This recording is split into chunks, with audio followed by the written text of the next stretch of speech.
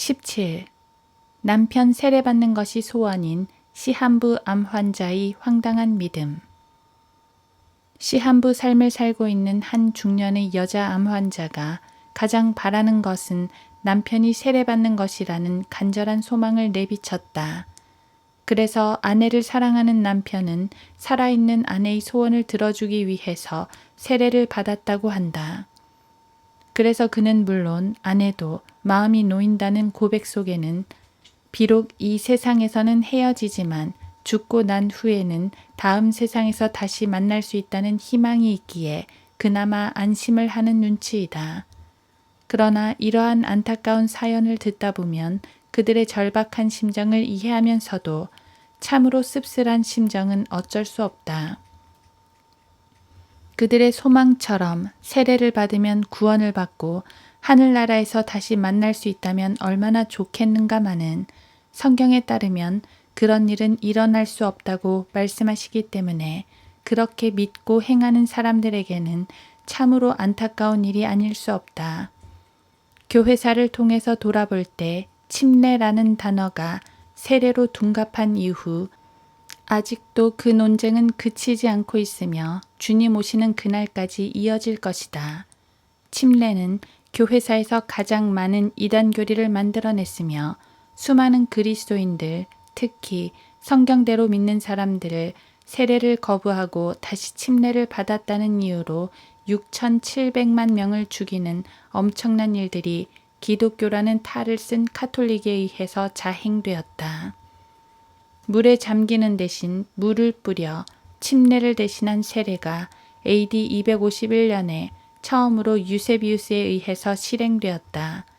당시 누군가가 몹시 아파서 곧 죽게 되었는데 그는 침례가 죄를 씻어주는 것으로 인식하고 침례받기를 원했다고 한다. 그러나 안타깝게도 그는 너무 허약해서 물에 잠길 수가 없어 물을 뿌리는 것으로 대신하고 말았다.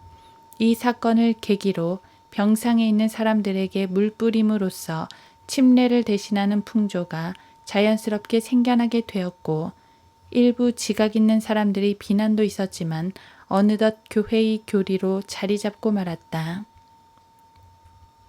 변개와 변질은 늘 이런 식으로 막연한 추측을 통해 진행된다. 그런데 세월이 흘러 성경과 불일치함을 발견하면서 이제는 두려움 없이 성경보다는 사람들의 전통을 앞세우기 위해 성경을 뜯어 고치고 삭제하는 일들을 하게 되었다. 침례와 세례는 단지 잠긴다와 뿌린다는 단순한 뜻 이상의 의미를 가지기 때문에 대단히 심각한 신학적 문제가 내포되어 있다. 침례는 교회가 주님의 죽음과 관련하여 기념하는 두 가지 의식 중 하나인데 그것은 침례식과 주의 만찬이다. 누가복음 22장 19절, 고린도전서 11장 24-25절. 침례 의식은 죄인이 주 예수 그리스도를 자신의 구주로 영접했을 때 자신의 영이 살아나고 자신의 혼이 구원을 받는 순간 자신도 예수 그리스도와 함께 십자가에서 죽었고 함께 묻혔으며 주님과 함께 부활했음을 성도들 앞에서 모형으로 행하는 성도의 공개적 신앙 고백일 뿐이다. 물은 예수 그리스도의 부활하심으로 인하여 이제 우리를 구원하는 모형이니 곧 침례라. 이것은 육체의 더러움을 제거하는 것이 아니라 하나님을 향한 선한 양심의 응답이라. 베드로전서 3장 21절. 이것이 바로 성경이 말씀하시는 올바른 침례의 정의이다. 사람들이 생각하는 것처럼 침례를 통해서 죄를 씻는 것이 아니라는 말이다. 더구나 물 몇 방울을 뿌려 죄인들의 죄를 씻을 수는 없을 뿐더러 그것을 믿고 구원도 받지 않은 채 그냥 살다가 죽었다면 그 혼은 분명히 지옥으로 갈 수밖에 없는 것이다. 그래서 올바른 교리 안에서 바른 성경적 실행이 중요한 것이다. 물은 더러운 것을 씻을 수 있어서 좋고 올바른 사람을 갈증으로부터 건져낼 수 있는 물질이기에 생명과도 같이 중요한 것이지만 영적인 면에서 대단히 중요한 죄 씻음에 관한 한 아무런 도움을 주지 못한다. 그러나 성경의 무지한 사람들은 잘못 배운 까닭에 요지부동 침례 또는 세례를 받으면 믿음이야 있든지 없든지 구원을 받을 것으로 생각한다는 것이다. 예수님의 십자가 오른편에 매달렸던 그 강도를 생각해보라. 그는 침례를 받지 않았고 선행을 할 기회도 갖지 못했으며 주의 만찬에 참여할 기회도 없었음에도 주님으로부터 주님과 함께 낙원에 있게 될 것이라는 보장을 받았다. 이것은 예수님께서 하나님의 아들이시니까 그냥 인심 쓰는 차원에서 하신 약속이 아니다.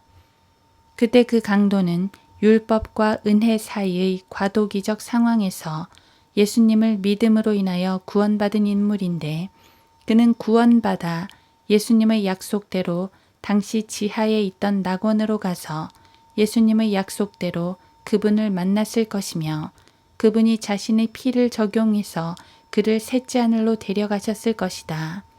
뿐만 아니라 사도행전 8장에서 전도자 빌립으로부터 복음을 들은 에디오피아 내시는 구원을 받은 후 믿음의 고백과 함께 침례를 받았다.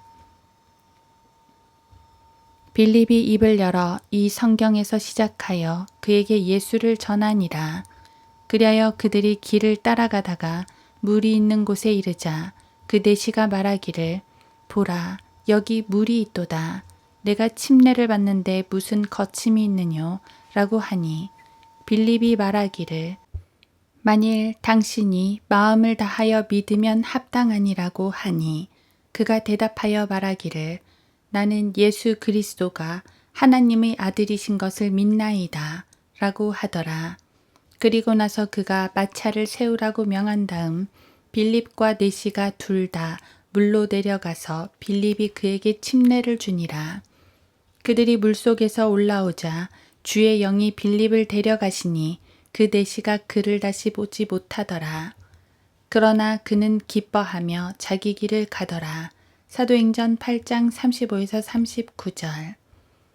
이 말씀이 바로 신약 그리스도인이 받은 침례의 방식이다. 구원받기 전에 인위적으로 그리스도인을 만들어내는 수단도 아니요. 물 몇 방울을 머리에 뿌려 침례를 대신하는 것 역시도 아니다. 에티오피아 내시는 분명히 예수 그리스도가 하나님의 아들이라는 사실을 입으로 고백하고 구원받은 사람이다.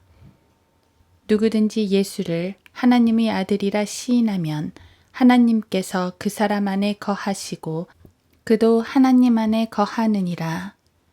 요한일서 4장 15절. 그래서 그들은 광야 길을 다닐 때 필수적으로 가지고 다니는 수통에 있는 물 몇 방울로 해결하려 하지 않고 물이 있는 곳에 이르러 빌립과 함께 물에 내려가 침례를 받고 물속에서 올라오는 모습이 이 말씀에 선명하게 그려져 있다. 그러나 이러한 성경적 사실을 은폐하기 위해서 한글 개역 성경은 사도행전 8장 37절을 통째로 삭제해버리고 없음이라고 기록해 놓았다. 원래 그 구절이 없다면 38절이 자연스럽게 37절이 되어야 할 터인데 어찌하여 그들은 그렇게 하지 못했는가? 사람들은 성경을 하나님의 온전한 말씀이라고 믿지 않기에 사람들이 들려준 귀동량으로 자신들의 귀를 긁으면서 영적 갈증 또한 해소하려고 하지만 어림없는 소리다. 침례나 세례에 목을 매는 사람들은 우리의 믿음의 선배인 사도 바울의 말에 귀 기울여 보라. 이는 아무도 내가 내 이름으로 침례를 주었다고 말하지 못하게 하려 함이라. 또 내가 스테파나의 가족에게 침례를 주었으나 그 외에는 어느 누구에게도 침례를 주었는지 알지 못하노라. 그리스도께서 침례를 주게 하려고 나를 보내신 것이 아니라 복음을 전하게 하려고 보내셨노라. 말의 지혜로 아니함은 그리스도의 십자가가 헛되지 않게 하려 함이라. 고린도전서 1장 15절. 그리스도인은 자신의 신앙 고백을 위해서 침례에 순종하는 것일 뿐 그 이상도 이하도 아니다.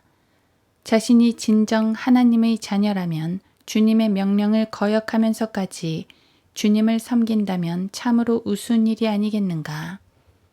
침례를 구원의 수단이라고 해서 실행하는 교회나 목사들은 하루빨리 그러한 사기극은 그만두어야 한다. 왜냐하면 자신의 구원도 확인하지 않은 채 구원을 침례에 맡겨버리는 사람들은 모두 지옥에 간다는 사실을 알아야 한다. 또한 다 죽어가는 사람에게 구원의 복음은 전하지 않고 물을 뿌렸다면 그 세례를 받은 사람도 대단히 안 된 일이지만 그 혼 역시 영락없이 지옥에 간다는 사실도 알아야 한다. 하나님의 말씀을 보존하기 위해서 그리고 그 말씀대로 행하기 위해서 목숨을 바친 순교자들은 많아도 세례라는 헛된 전통을 지키려고 목숨을 버린 순교자는 없었다는 사실을 기억해야 할 것이다.